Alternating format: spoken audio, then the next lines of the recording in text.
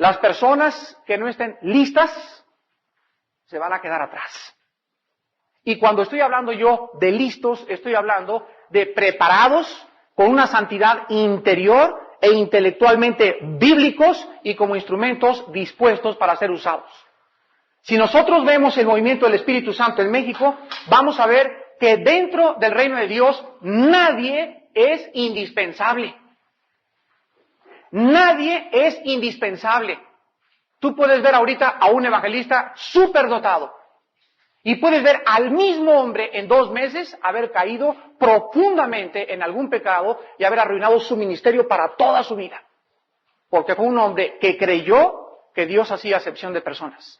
Fue un hombre que creyó que él podía, con sus habilidades naturales, poder ser usado por Dios, y eso es una grande mentira, porque vemos que Dios cambió a Esaú por Jacob, cambió a Rubén por Judá, cambió a Saúl por David, cambió a Matías por Judas, y a los gentiles por los judíos. Dios nos muestra en toda su palabra que nadie es indispensable, y Él va a usar solamente los instrumentos que estén listos para ser usados. Mi hermano quiere ser usado en la evangelización de México, no como un gran evangelista, posiblemente como un diácono de tu iglesia. Tú tienes que entender que tenemos que comenzar en esta mañana con la preparación que necesitamos como hombres de Dios. Abran sus Biblias en la segunda carta a Timoteo y vamos a ver algunos pasajes, algunos versículos. Segunda de Timoteo, capítulo 2. Dicen los primeros 10 versículos: Tú pues, hijo mío, esfuérzate en la gracia que es en Cristo Jesús. Lo que has oído de mí ante muchos testigos, esto encarga a hombres fieles, que sean idóneos para enseñar también a otros. Tú pues sufre penalidades como buen soldado de Jesucristo. Ninguno que milita se enreda en los negocios de la vida a fin de agradar a aquel que lo tomó por soldado. Y también el que lucha como atleta no es coronado si no lucha legítimamente. El labrador, para participar de los frutos, debe trabajar primero. Considera lo que digo y el Señor te dé entendimiento en todo. Acuérdate de Jesucristo, del linaje de David, resucitado de los muertos conforme a mi evangelio, en el cual sufro penalidades, hasta prisiones, a modo de malhechor, mas la palabra de Dios no está presa. Por tanto, todo lo soporto por amor de los escogidos, para que ellos también obtengan la salvación que es en Cristo Jesús, con gloria eterna. Vean el versículo 15. Procura con diligencia, presentarte a Dios aprobado, como obrero que no tiene de qué avergonzarse, que usa bien la palabra de verdad. Versículos 20 y 21. Pero en una casa grande no solamente hay utensilios de oro y de plata, sino también de madera y de barro. Y unos son para usos honrosos y otros para usos viles.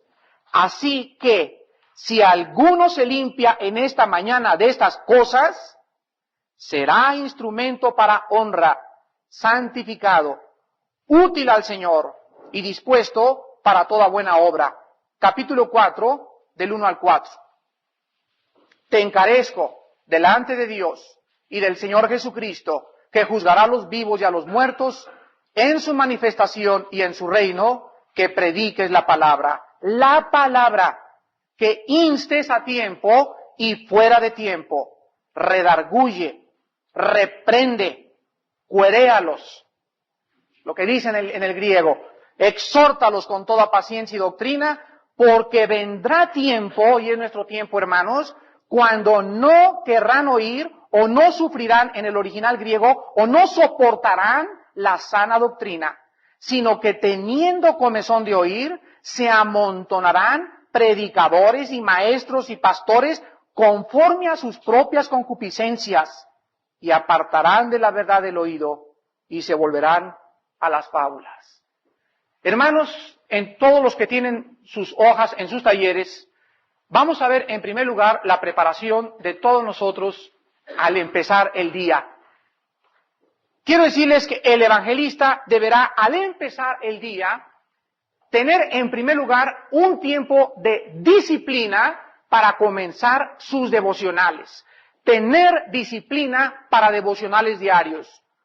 Todos nosotros, cuando venimos a Jesucristo, cuando nos convertimos, una de las áreas más importantes en que el Espíritu Santo comienza a trabajar con nuestras vidas es en el área del carácter.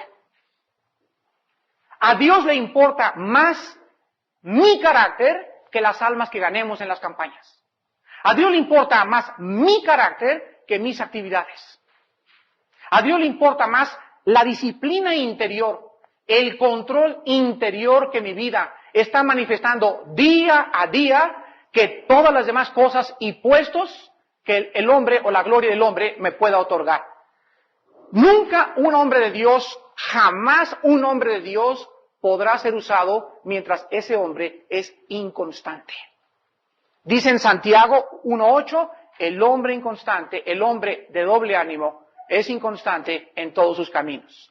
Te levantas un día a las 6 de la mañana, el martes a las 8, el miércoles te ganó el tren, el jueves te ganó el metro, y eres inconstante en tu vida devocional. Y mientras nosotros no salgamos de este congreso, fíjense la importancia que se le está dando a los devocionales en este congreso. Mientras nosotros no salgamos de este congreso con la firme convicción que lo más importante de nuestra vida es nuestro tiempo con Dios, todo lo demás que aprendamos en este congreso va a ser paja, heno y hojarasca. Si tú no tienes la disciplina y el devocional diario, no puedes jamás llegar a caminar con Cristo. Y cada vez tiene que aumentar tu vida devocional. Vimos que el Señor Jesucristo, el Hijo de Dios, se levantaba cuando estaba oscuro a tener comunión con su Padre. ¿Qué es lo importante en la comunión con Dios? ¿Saben ustedes para qué nos llamó Dios, mis hermanos? ¿Podían los ángeles predicar el Evangelio de Cristo? Yo sigo convencido de que no es la principal labor de una persona hija de Dios el predicar el Evangelio. ¿Sabían ustedes eso? ¿Sabes tú cuál es lo más importante para nosotros? Conocer a Dios. Conocer a Dios. Dios podía habernos llevado a todos nosotros. Como al ladrón junto a la cruz, vámonos, te moriste y te recibiste a Cristo y vámonos, nos vamos al cielo inmediatamente. Pero ¿por qué nos ha dejado Dios en la tierra? Está bien que el Evangelio, el predicar el Evangelio es una parte del resultado de nuestra comunión con Dios. Pero nosotros tenemos que entender que la principal responsabilidad de nosotros es, oh Padre, Juan 17:3, quiero que te conozcan a ti, al único Dios verdadero. Que te conozcan a ti, el único Dios verdadero. Entonces, cuando nosotros encontramos que la palabra disciplina en el griego es la palabra paideia. Y la palabra disciplina o paideia en el original griego significa entrenamiento o corrección del carácter. Participa en un encuentro de fútbol y quieres jugar con el América y tienes ¿cuántos años sin levantarte a las 5 de la mañana? ¿Cuánto tiempo te va a costar para comenzar a levantarte en las mañanas a ir al campo a entrenar? Por lo menos los primeros 15 días vas a tener problemas muy serios de carácter. Pero te va a tomar 15 días y al 16º día, ¿qué va a pasar? Ya forma parte de tu carácter. Ya te levantas a las 5 de la mañana, te pones los zapatos de fútbol y te vas corriendo al campo. Pues nosotros también necesitamos comenzar a corregir o a disciplinar o a darle forma a nuestro carácter, y ningún hombre de Dios sin carácter, sin disciplina, sin corrección podrá jamás llegar a ningún lado con Dios. En segundo lugar, al iniciar el día, el evangelista deberá tener una vida de oración. Vean Jeremías capítulo 23. Después de que tengo mi devocional y mi tiempo ininterrumpido, el tiempo más sagrado, descuelgo el teléfono, no hago ningún caso, no contesto ninguna llamada en mi casa, a mí no me importa que la hermana de enfrente se esté muriendo, qué es lo que está pasando, mi tiempo con Dios es sagrado.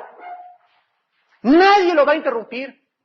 Porque el diablo está ahí, como decía el hermano Villanueva, esperando a mandarte una hermana. Hermano, me estoy muriendo, me está pasando esto y el otro, para oponerse a tu tiempo con Dios.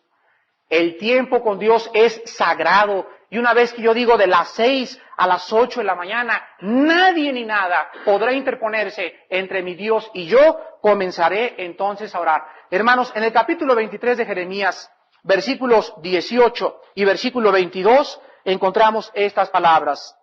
Porque ¿quién estuvo en el secreto de Jehová y vio y oyó su palabra? ¿Quién estuvo atento a su palabra y la oyó? La palabra hebrea traducida secreto es la palabra griega que Cristo tradujo en el Nuevo Testamento, secreto o consejo. Cuando Jesús dijo, y cuando estés orando, escóndete en tu cuarto en la oración, es la misma palabra traducida del hebreo al griego que se usó. ¿Quién estuvo en el consejo o en el secreto de Jehová? Ahora, ¿por qué Dios quiere que nosotros, al iniciar el día, oremos? Porque dice la Biblia que ahí vamos a verle a Él. ¿Has visto tú a Cristo en la oración? ¿Cuántos de nosotros continuamos esperando tener visiones y sueños tangibles, que se nos aparezca el Señor, que haya esto, que haya aquello? Pero dice la Biblia que en la oración le vamos a poder contemplar en todo el poder de su santidad, de su gloria y de su poder. Ahí en la oración, dice Jeremías, podemos oír su palabra, o sea que en la oración vas a recibir fuerza, dirección, sabiduría, corrección, exhortación. Y vean ustedes ahora el versículo 22. ¿Cuál es el fracaso de nosotros cuando no tenemos el tiempo con Dios?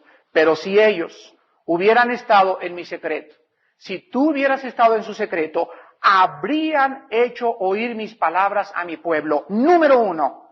Número 2. Lo habrían hecho volver de su mal camino y de la maldad de sus obras. ¿Por qué se está perdiendo el pueblo de Dios? Nosotros estamos llegando a pueblos, a ciudades, y estamos encontrando en todas las campañas o las cruzadas que estamos siendo invitados a llevar a cabo, una ignorancia tremenda en la Biblia. Tremenda en la Biblia. Una ignorancia doctrinal espantosa en la Biblia. Una falta de discipulado tremenda en la Biblia. Y siempre recuerdo que los mensajes en el Apocalipsis de Cristo a las iglesias, ¿a quién van dirigidos? A una persona. Escribe al ángel de Éfeso, escribe al ángel de la Odisea, escribe al ángel de Esmirna, escribe al ángel de Pérgamo, escribe al ángel de la Odisea. ¿Por qué en singular? ¿Por qué los mensajes a la iglesia están dirigidos a una persona y no a muchas personas? Porque Dios ha responsabilizado a sus siervos, a nosotros los evangelistas, a los pastores, de que las ovejas pierdan el camino y no le conozcan. Por eso al iniciar el día, ¿cómo puedes ministrar?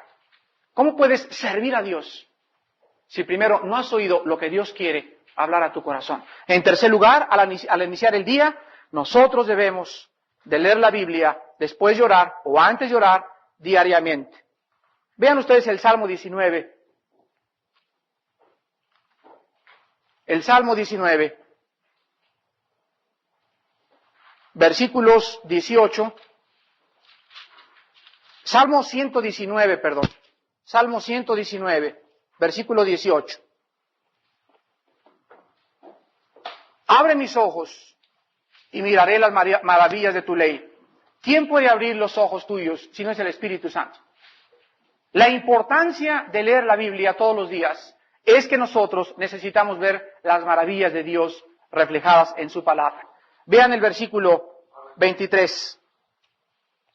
Príncipes también se sentaron y hablaron contra mí, mas tu siervo meditaba en tus estatutos. Fíjense ustedes que cuando comencé yo a meditar en este pasaje, llegué a comprender algo que bendijo mi alma. Dije, Señor, el camino de la vida cristiana está lleno de presiones. Me van a atacar por acá los hermanos, me van a atacar por allá los comunistas, me van a atacar por allá el diablo, todo está manejado por el diablo. Yo voy a ir en un valle de sombra de muerte. Y tú me dices, busca mi reino, Armando, busca el dominio mío en tu vida, en tu familia y en tu trabajo, y déjame todo lo demás. Entonces David decía esto, Mientras me están rodeando mis enemigos, y mientras me están cobrando la renta, y mientras tengo un problema que resolver mañana, tu siervo meditaba en tu palabra. No volteaba a David a ver los problemas, sino que se concentraba en Jesús. Vean ustedes el versículo 25. Abatida está hasta el polvo mi alma, oh Dios. ¿Qué dice? Tenemos depresiones, pleitos con las señoras, pleitos con nuestros hijos, pleitos con el presbítero, pleito con el superintendente, te quieren quitar de pastor, te quieren echar política, nos quieren atacar, nos quieren perseguir. ¿Quién de nosotros en esta mañana no puede decir lo mismo? Llega el momento en que el más grande hombre de Dios está sujeto a depresiones. ¿No es verdad?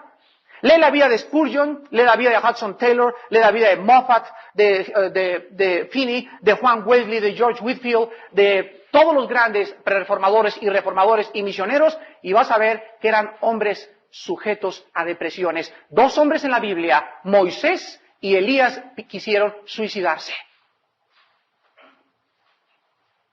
¿Qué hacemos entonces cuando llegamos a esos momentos de depresión? Porque somos vulnerables emocionalmente. Tienes que entenderlo eso, somos vulnerables. ¿Qué hacemos entonces? Dice la Biblia, vivifícame según tu palabra. El único recurso que un hombre de Dios tiene para poder continuar y acabar con gozo, fíjense lo que le estoy diciendo, no amargado. Porque muchos evangelistas y hombres de Dios van a acabar la carrera, pero no con gozo, acabaron amargados. Si queremos acabar la carrera con gozo, viendo y reconociendo a Dios detrás de todo lo que nos sucede, tiene el siervo de Dios, al empezar el día, que leer la Biblia todos los días. Porque en ella, Dios, cuando el doctor Billy Graham llegó a Rusia, llegó como el agente James Bond 007. ¿Saben por qué? Porque llevaba el arma secreta. Los rusos no saben que aquí hay un arma secreta y que cuando este libro se abre, hay un poder sobrenatural que sale de este libro que penetra y divide las intenciones y los pensamientos del corazón. Y ellos restringieron sus reuniones y prohibieron que los niños asistieran, y vean las conversiones del doctor Graham, fueron puros viejitos. Pero no se dieron cuenta que el doctor Graham, cada vez que abría esto, salían rayos más grandes que los rayos láser de este libro. Y las personas que fueron tocadas en Rusia, la palabra de Dios, como la lluvia cae y hace germinar la tierra al 100%, así es mi palabra, no vuelve a mí vacía. Hermanos, por eso el siervo de Dios, al iniciar el día, necesita comprender que todo el poder, la fuerza, la dirección, la sabiduría, la exhortación, la vida que tengamos, la fuerza que tengamos, proviene todo de este libro. Y por eso conozco siervos de Dios que por no haber buscado vivificar en este libro, buscaron otra vez la botella, buscaron una mujer, buscaron una cantina, porque no encontraron que esto es lo que nos da vida y que lo que nos mantiene firmes hasta que el Señor venga. Número 2, antes de la predicación del mensaje. El evangelista antes de la predicación de su mensaje. Este es el punto número 2. Vean el libro de Esdras capítulo 7. Está antes de Nehemías y después de Segunda de Crónicas. Si estás en Mateo ya te pasaste.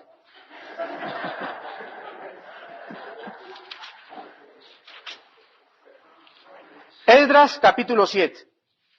El evangelista antes de predicar su mensaje. Hermanos, escuchen esto. Es más importante preparar el corazón que preparar el intelecto. Hay evangelistas que se memorizan los mensajes. Hay evangelistas que están sacando concordancias y todo, gloria a Dios. Pero si tú estudias proporcionalmente la preparación intelectual y la preparación de tu corazón en oración, y si la preparación intelectual es más grande que la preparación de tu corazón, tu mensaje llegará al intelecto, pero no al corazón. Y lo que necesitamos ahorita no es una grande homilética. No necesitamos una grande intelectualidad, necesitamos la unción y que el corazón aquí adentro esté ardiendo por pasión por las almas. Y te vas a sorprender que con 3 o 4 puntos que tú has preparado, pero con una preparación profunda de tu corazón, el Espíritu Santo te va a usar. No caigas en el error, hermano. de darle más importancia a la preparación intelectual que a la preparación del corazón. Ve lo que hizo Esdras en el capítulo 7, versículo 10. ¿Cómo preparó su corazón? De 3 formas. Dice la Biblia, porque Esdras había preparado su corazón para inquirir en la ley de Jehová, 2, y para cumplirla, y 3, para enseñar a Israel sus estatutos y decretos. Vemos que en primer lugar, Esdras preparó su corazón para inquirir, es la palabra que se tradujo en el griego, escudriñar, que significa hacer hoyos, significa excavar. Esdras, cuando vino a la Biblia, antes de venir a la Biblia, preparó su corazón y comenzó a hacer hoyos en la palabra. Esto significa que nosotros necesitamos un estudio continuo y sistemático de la Biblia todos los días.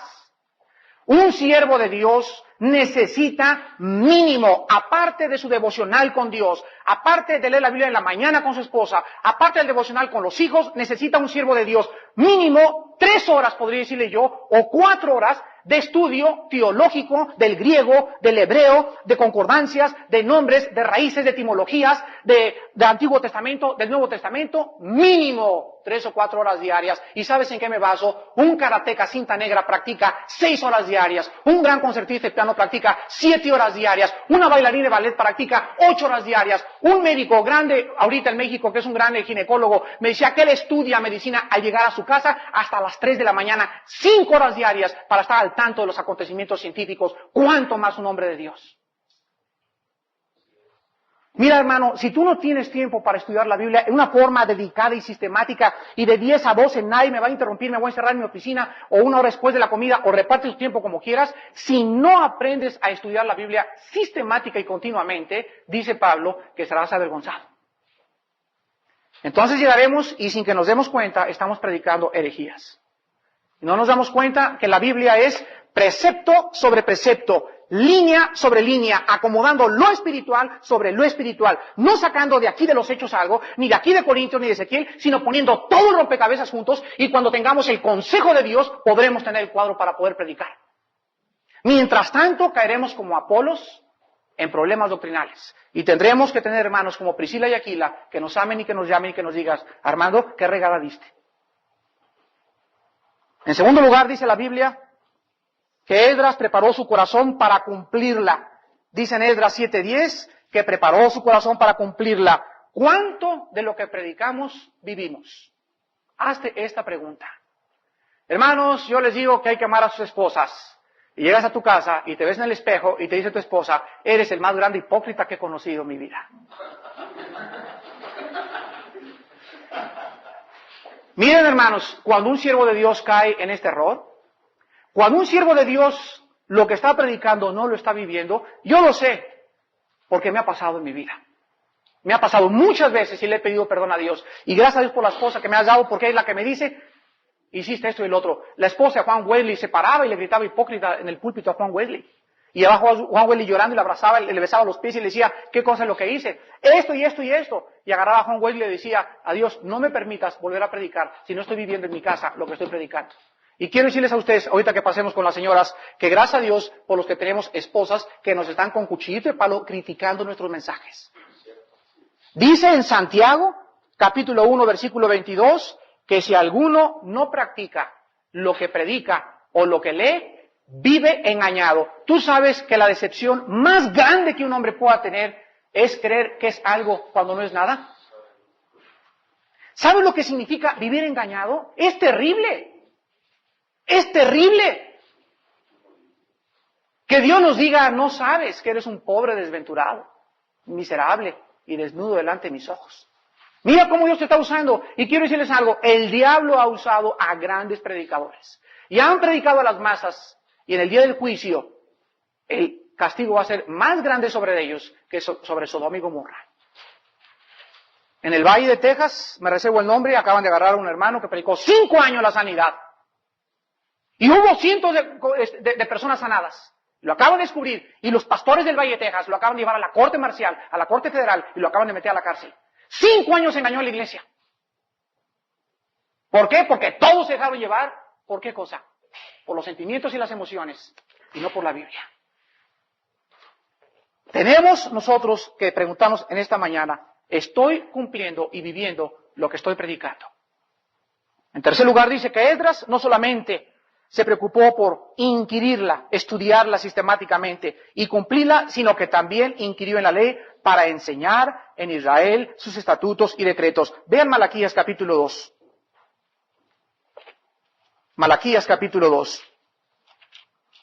No he visto en toda la Biblia un versículo que me hable con más fuerza de mi responsabilidad delante del pueblo de Dios. No lo he encontrado en toda la Biblia. Si tú lo encuentras, te voy a agradecer que me lo muestres. Malaquías 2, versículo 7.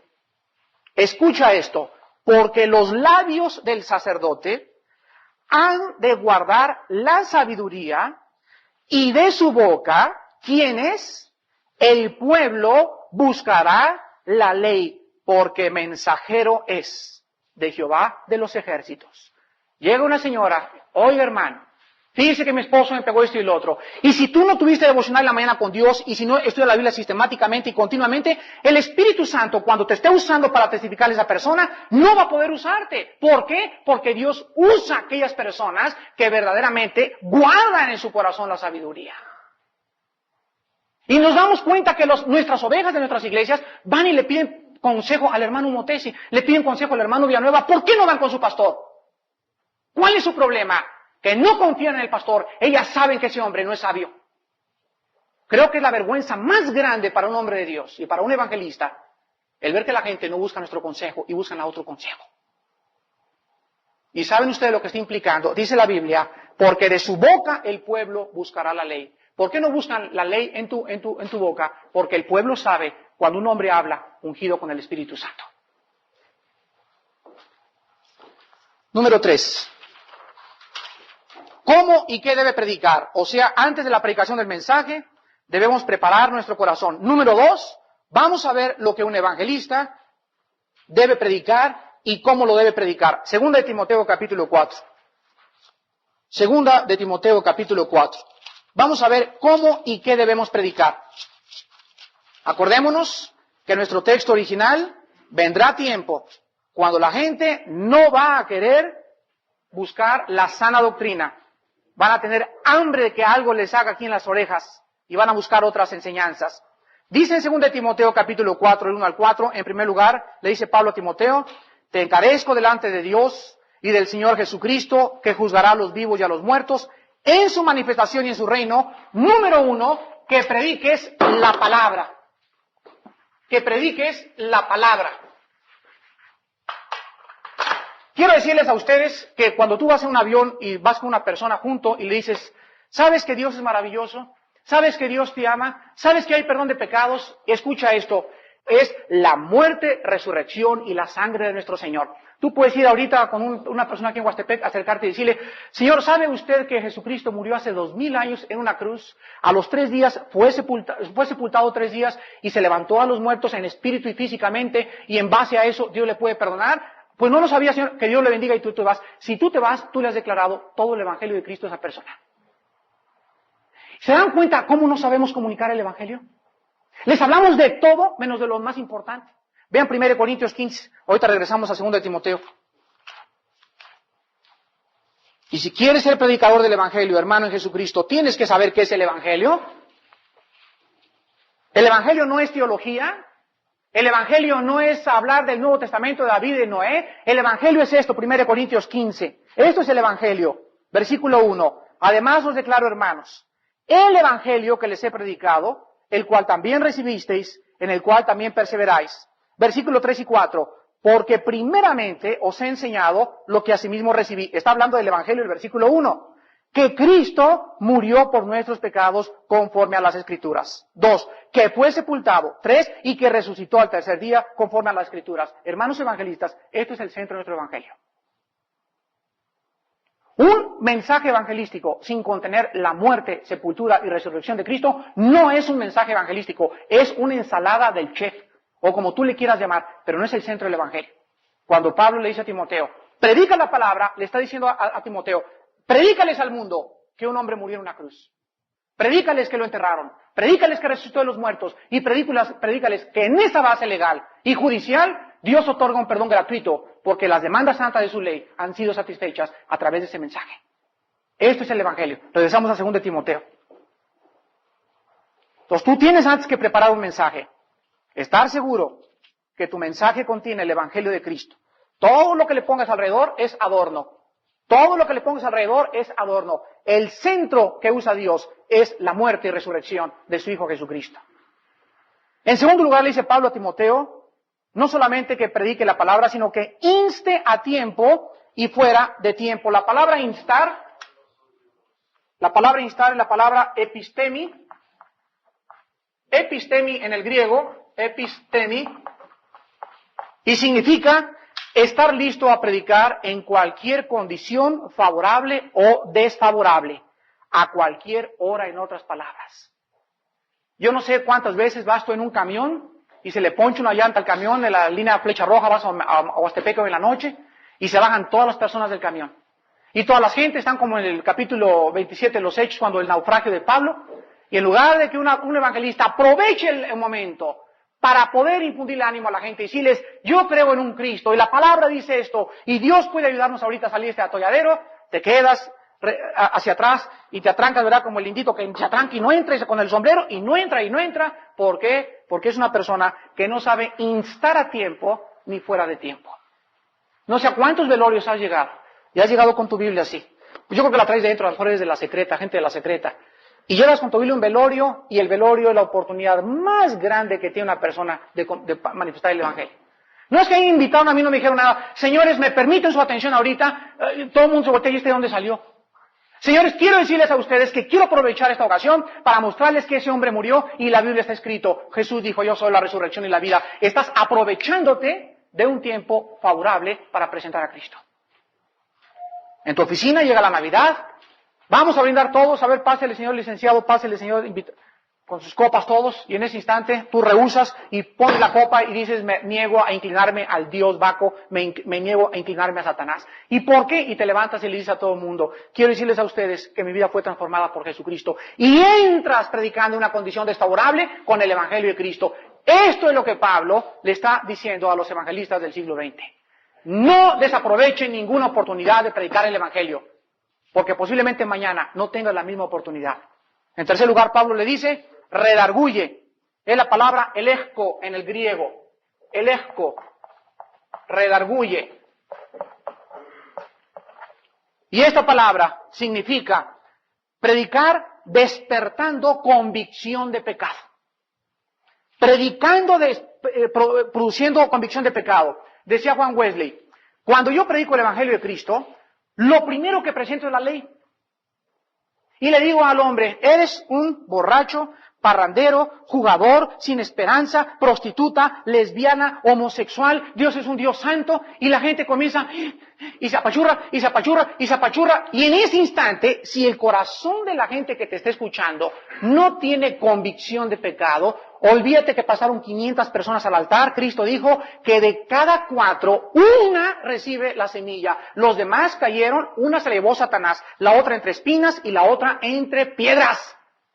Porque el corazón de la gente no estaba preparado. Y nosotros los evangelistas estamos encargados de preparar el corazón. Y antes de que acepten el evangelio, la gente tiene que tener convicción de pecado. Si la gente no se siente pecadora, no la guíes a Cristo. Llega una señora, después de predicar el evangelio, señora, quiero aceptar a Cristo. No le digas sí, levanta a Cristo, porque si no hay convicción de pecado y les predicas el arrepentimiento, no se convierten. Le pregunto a la señora, oiga señora, ¿no quiere usted recibir a Cristo? Sí. Señora, ¿reconoce que usted es pecadora? Y me dice la señora, no reconozco que es pecadora. En ese instante yo sé, por discernimiento del Espíritu Santo, de que ese corazón necesita 3 o 4 surcadas más con el arado antes de que la semilla pueda prosperar. Esa señora no estaba lista para recibir a Cristo. Aquí en Cuautla había un congreso de brujas, me invitaron, había 5 brujas, y estoy hablando de brujas de la dama, de las clases de la dama, de la alta sociedad. Pura señora popofona, chipocluda, como decimos en el Distrito Federal. Al llegar ahí, la señora oyó el mensaje, y ¿saben lo que dijo? La señora, la jefa de las brujas, quiero recibir a Cristo. Y le dije, señora, usted reconoce que Él es el único Salvador. Y me dijo, no, también quiero el espiritismo. O sea, que ella quería agarrar a Cristo como tantos dioses. Aquí tenía el dios Baco, el dios del sexo, y a Cristo se le hacía que era otro dios, y no había ningún inconveniente en poner a Cristo con sus demás dioses. Pero si yo le hubiera dicho, recibe a Cristo, la señora levanta la mano y cualquiera ha dicho, se convirtió en la bruja. No es cierto. Porque el mensaje tiene que producir convicción de pecado. La señora tiene que estar consciente que Él es el único Salvador, el único príncipe, no hay otro nombre dado bajo el cielo, y Él es el único mediador. Y es Cristo y fuera todo lo demás o nada. Pero el evangelio que predicamos es un evangelio barato y fácil. Todas las personas que quieren levantar la mano, levántenlas y vengan a Cristo. Y no hay convicción de pecado en esas personas. No pasan llorando como pasaban en los mensajes de Charles Finney. Quiero decirte lo siguiente. Si hay alguien en esta tarde que después de un mensaje va y prende la telenovela de La Fiera, o después de un mensaje va y se va con sus cuates, y va y después de un mensaje va y se mete a ver una película, ese evangelista no es un evangelista, es un mercenario. Si el evangelista no siente el fuego en su corazón, después de haber llevado las almas, de ir a refugiarse en un cuarto y decirle, oh Padre, gracias Señor, derramo mi corazón. Tú no sabes lo que significa exhortar a la gente. Porque exhortar significa rogarles, suplicándoles, casi por favor de rodillas, que vengan a arrepentirse. ¿Se acuerdan ustedes de Jack el Destripador, ahí en Inglaterra? Jack el Destripador, lo condenaron a muerte a la horca en Inglaterra y lo sacaron de la prisión donde estaba. Y en ese instante llegó un sacerdote, creo que era episcopal o presbiteriano, a lo mejor era metodista, no estoy seguro. Dice Enrique que era bautista. Y cuando iba con Jack el Destripador y le pusieron la cuerda aquí alrededor del cuello, lo iban a subir de repente y en ese instante le gritó Jack el Destripador al sacerdote y le dijo, ¿usted de veras cree lo que me está diciendo? Y dijo el sacerdote, pues claro que lo creo. Y Jack el Destripador, antes de morir, dijo estas palabras, si yo creyera lo que usted me está diciendo, Señor, déjeme decirle que si Inglaterra estuviera tapizada de vidrios, yo iría de rodillas, tocando las puertas, rogándole a la gente que se arrepintiera. Hermanos, si no hay carga, recuérdalo siempre, no hay obra. Si no hay carga, no hay obra. Eres un mercenario. Antes de que podamos trabajar para Dios, necesitamos carga.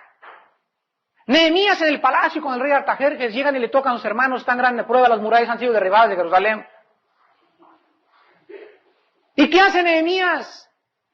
Sí, me tengo mis trajes Roberts ahorita, mis zapatos Floyd Shave, mañana voy a Cancún, tengo una cita en Cocoyoca a las 7 de la noche. No, hermanos, él era el copero del rey, pero en ese instante una carga invadió su corazón, lloró, ayunó, y le pidió a Dios del cielo que le abriera la puerta. Pasó de diciembre hasta casi marzo, abril del próximo año, cuando el rey notó que Nehemías estaba triste en su semblante, y para un rey tener un sirviente de esta clase era la horca para Nehemías, porque Nehemías como copero del rey necesitaba siempre estar risueño y siempre estar agradando al rey. Y cuando él lo vio así, Nehemías dice en la Biblia que tuvo miedo, y cuando tuvo miedo, Dios le dio gracia en ese instante, y Dios le dijo a Nehemías, ahora está listo tu corazón para ir a reconstruir las murallas de Jerusalén. ¿Cómo comenzó la reconstrucción de las murallas? Porque un hombre tuvo carga. ¿Tienes carga tú? Mira, ya no carga por las ovejas, tienes carga por tu esposa. Tienes carga por tus hijos, que en escuela intermedia el 80% de los alumnos de escuela intermedia en México abandonan la iglesia. Porque llegan a la escuela y les dicen que vienen del chango, llegan a la escuela y les dicen que no existe Dios, llegan a la escuela y les dicen, te estás perdiendo lo mejor de la vida, muchacho tonto, cabezón, religioso, cabeza de tlacoyo, como le quieran decir. Y el muchacho llega con el pastor y el pastor le dice, es que lo tienes que creer. No, señor, Dios me dio un intelecto y tengo una razón y una lógica, y hay respuestas lógicas y racionales, y la fe cristiana es el sistema de pensamiento más lógico que existe de cualquier otro sistema de pensamiento.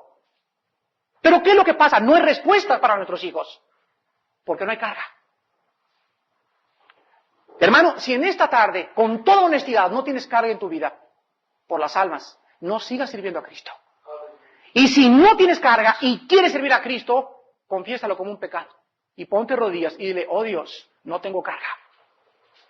Y entonces Dios va a hacer que esa carga venga a tu corazón. Porque la carga también es una gracia. Y vas a descubrir en esta tarde que el origen de que tú no tengas carga por las almas, el origen y la raíz en lo más profundo de tu corazón es tu falta de consagración a Dios.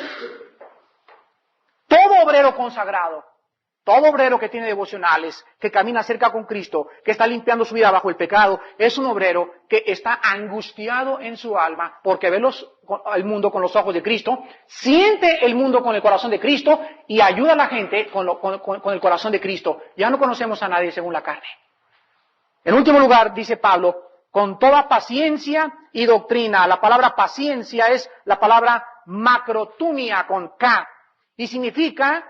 La palabra paciencia significa, no así con cara así que timidez, hermano, ándale, hermano, eso es timidez. La paciencia significa no darse por vencido ante el sufrimiento. No darse por vencido, el espíritu que no cede. Martín Lutero decía, yo soy un hombre que nací para resistir tempestades. Lutero no se enfrentó con 50 ovejas en su iglesia, ni con los ancianos, ni con los diáconos, ni con las demás denominaciones que lo criticaron y que le dijeron usted es antibíblico, usted es esto y el otro. Lutero no se enfrentó con su familia, Lutero se enfrentó con un continente entero que decía el continente entero, mátenlo. Y cuando estuvo enfrente en la dieta de Worms, enfrente de Carlos V y de todos los sacrosantos líderes del Sacro Imperio Romano, entonces Lutero agarró la Biblia y les dijo, si ustedes me demuestran con este libro que estoy equivocado, yo entonces podré seguirles. Él era un hombre que estaba buscando a Dios desde hace mucho tiempo, a través de Savonarola, a través de Petrarca, a través de Juan Hus, antes de la Reforma. Cuando Dios encontró a Lutero, dijo, es el hombre que necesito en Tepito, es el hombre que necesito en el Distrito Federal, es el hombre que necesito en Puebla. Un pastor y un evangelista tienen que ser hombres a prueba de presiones. ¿Quieres medir a un líder? ¿Quieres medir a un líder? Avienta las responsabilidades, a ver cuánto aguanta. Y dale, y dale, y dale. En México tenemos un gran grupo de discípulos jóvenes que estamos entrenando para ser líderes. Y yo venía platicando con uno de ellos ahora, con Sergio, que está aquí platicando ahora del camino. Y le decía, Sergio, ¿te acuerdas de este muchacho que tiene 20 años? Me decía Sergio, Armando, ¿por qué lo agredes tanto? Y le dije, le echo caballería y le llamo la atención en la noche. Y todo con mansedumbre y con amor, desde luego, ¿verdad? Porque sin amor sería dictadura. Con el único propósito de probar cuánta casta trae este muchacho en la sangre para el líder. Y acuérdense las corridas de toros, sacan al toro. ¿Y qué le hacen al toro saliendo a la plaza?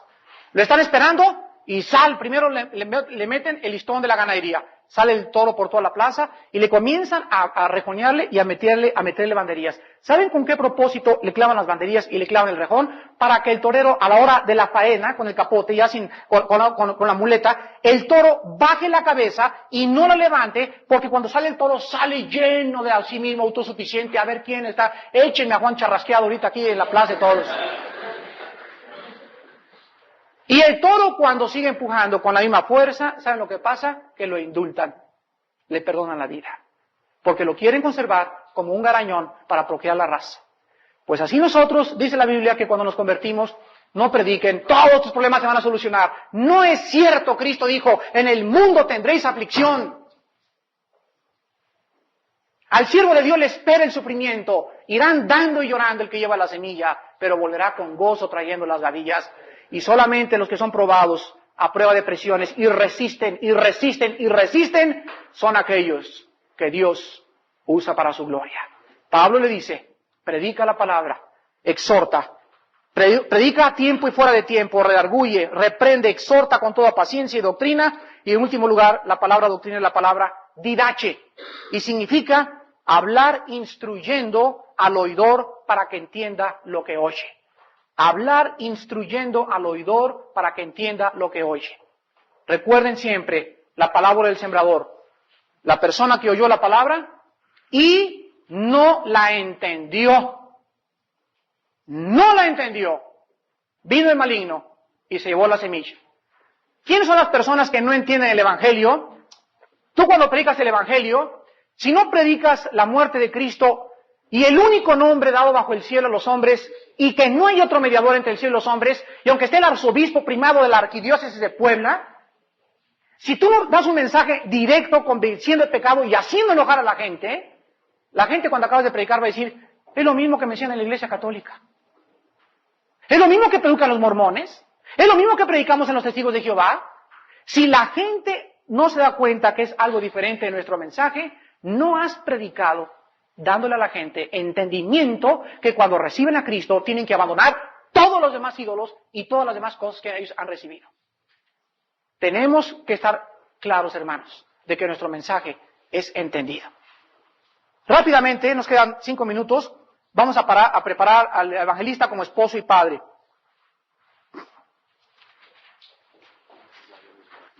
Sí, 107. Sí. En primer lugar, el evangelista, rápidamente quiero decirles a ustedes que su principal responsabilidad no es con su iglesia, es con su esposa.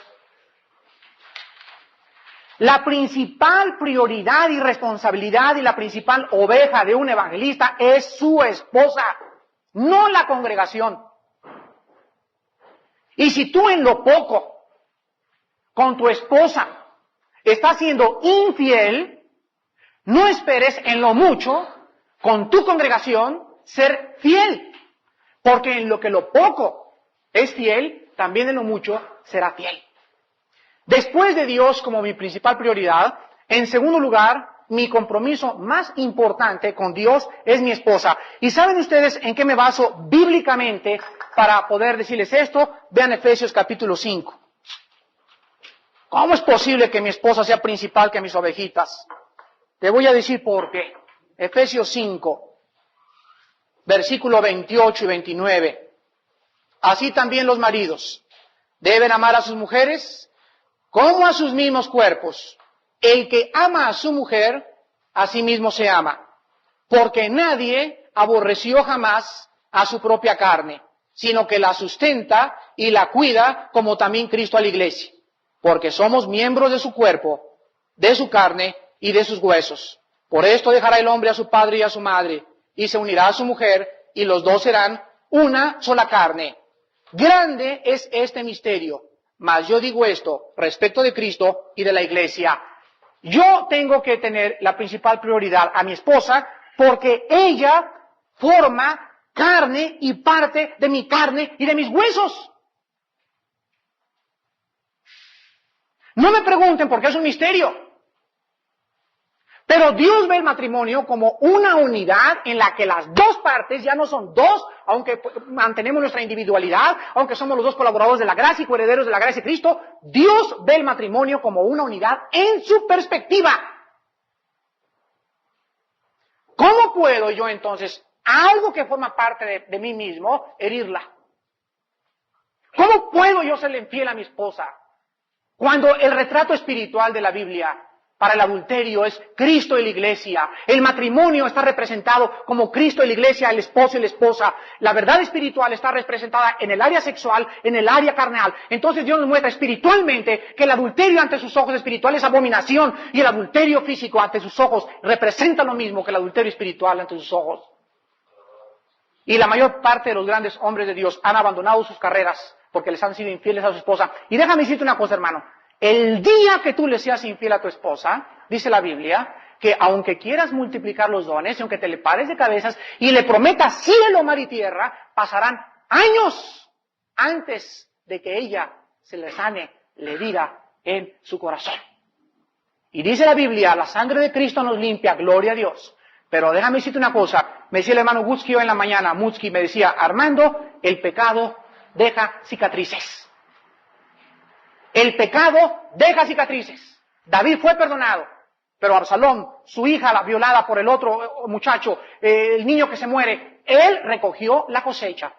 Y tú puedes también pedirle perdón a Dios y Dios te puede pedir y restaurar tu ministerio. Lo creo porque la misericordia de Dios es más grande que los cielos. Pero Dios te dice, siempre recordarás y recogerás el fruto de tu cosecha. No se te olvide. Y puede arruinar tu ministerio por una canita al aire, por esa muchachona, por esas piernas que traes entre la cabeza, que no te las quitas y que no las quieres traer a la sangre de Cristo. Gloria a Dios. En último lugar, vean 1 Samuel capítulo 2. 1 Samuel capítulo 2. Y quiero acabar en esta tarde mostrándoles en el capítulo 2 del 1 Samuel, en el versículo 12, si hay deudas en la casa, si hay problemas en la casa, si los niños dicen groserías, si los niños se van a las drogas, si los niños, tu hija se embarazó, si es un adúltero tu hijo, si es mundano tu hijo, quiero decirles, y vamos a recordar siempre, que Dios nos va a culpar a nosotros. 1 Samuel 2:12, los hijos de Eli eran hombres impíos y no tenían conocimiento de Dios. Versículo 17, era pues muy grande delante de Jehová el pecado de los jóvenes, porque los hombres menospreciaban las ofrendas de Jehová. Versículo 30, por tanto Jehová el Dios de Israel dice, yo había dicho que tu casa y la casa de tu padre andarían delante de mí perpetuamente. Mas ahora ha dicho Jehová, nunca yo tal haga, porque yo honraré a los que me honran y los que me menosprecian serán tenidos en poco. Versículo 32, verás tu casa humillada. Verás tu casa humillada mientras Dios colma de bienes a la familia Pérez enfrente de ti. Y en ningún tiempo habrá anciano en tu casa. En ningún tiempo más habrá entonces enseñanza en tu casa. Si nosotros entendemos esto, yo regresando al Congreso, yo aprendí esto hace 4 o 5 años en un congreso que tuvimos allá con el doctor Billy Graham en Nueva York. Cuando yo regresé a mi casa, a México, yo me hinqué de rodillas y le dije, Padre Santo, tú me has hablado y me has dicho que lo más importante es mi comunión. Padre, te prometo que desde este día me levanto de 4 a 6 de la mañana y nadie me va a interrumpir mi comunión. Número 1, propósito previo. Número 2, Padre, mi esposa va a ser la número 1 en mi vida y en mi ministerio. Y te prometo, Señor, que mi relación con ella tiene que ser lo que tú buscas en mi vida. Quiero que me bendigas, Padre. Quiero angustiarme contigo a que me bendigas. Quiero amar a mi esposa y quiero llegar a amarla como tú me amaste en la cruz del Calvario. Me tengo que convertir en un siervo de ella. Eso es lo que se llama amar como Cristo nos amó. ¿Eres un siervo de tu esposa? ¿Cada cuándo le llevas flores? ¿Cada cuándo le invitas a comer? ¿Cada cuándo le dices, no hagas nada en este día, no laves, no trapiés mi vida, hoy lo voy a hacer yo todo? No, pues ¿cómo? Dicen las señoras, ¡uy!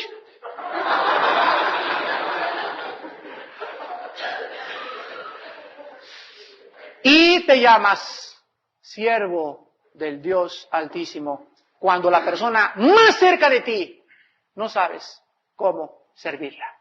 Oremos.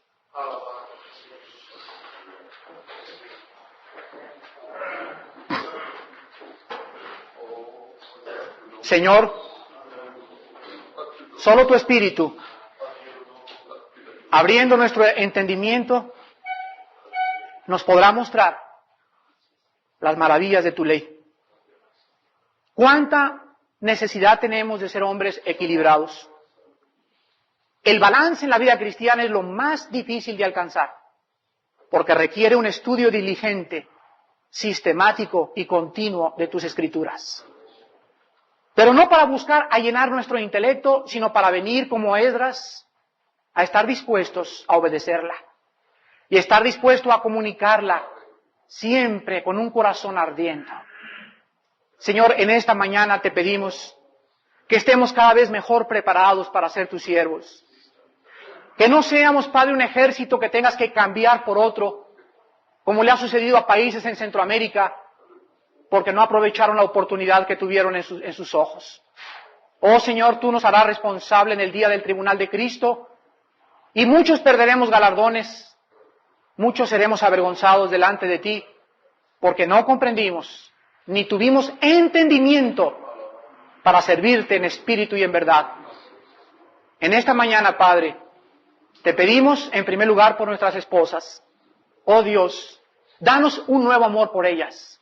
Enséñanos a servirlas y a tratarlas y a practicar con ellas lo que queremos hacer con el mundo. A seguir con nuestros hijos y a afirmar hogares sólidos en primer lugar, para que estemos listos y preparados como un obrero que usa la palabra de verdad. Oramos y te damos las gracias por Jesucristo nuestro Señor. Amén.